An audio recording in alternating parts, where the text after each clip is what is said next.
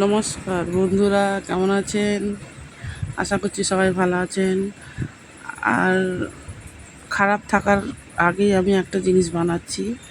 এখন তো গরম আসছে, অনেকই গরম পড়বে।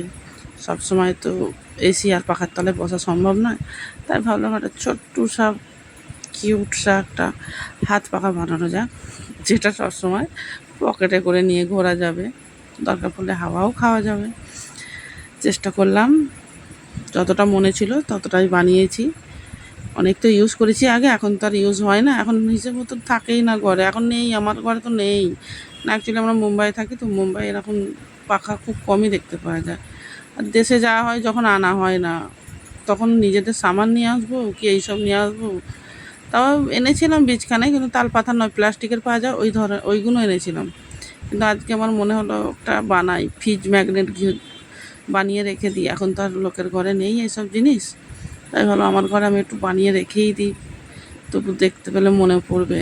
এটা আমরা একসময় অনেক ইউজ করেছি, বাবা মায়ের কাছ থেকে ডান্ডা দিয়ে মারও খেয়েছি। আপনাদের আশা করছি অনেকেই এটা ইউজ করেছেন। এখন হয়তো খুব কমের লোকের ঘরেই আছে, এখন লোকের ঘরে অনেক কিছু জিনিস এসে গেছে, ঠান্ডা হবার জন্য, নিজেকে ঠান্ডা রাখার জন্য। কিন্তু এর একটা ঐতিহ্যই আলাদা। আমার তো খুব পছন্দ হয়েছে, আপনাদের পছন্দ হলে লাইক কমেন্ট করবেন। কেমন লাগলো আপনারা বলবেন। আমি তো ফ্রিজ ম্যাগনেট হিসেবে রেখে দেবো সাজিয়ে। ধন্যবাদ দেখার জন্য। কেমন হয়েছে বলবেন।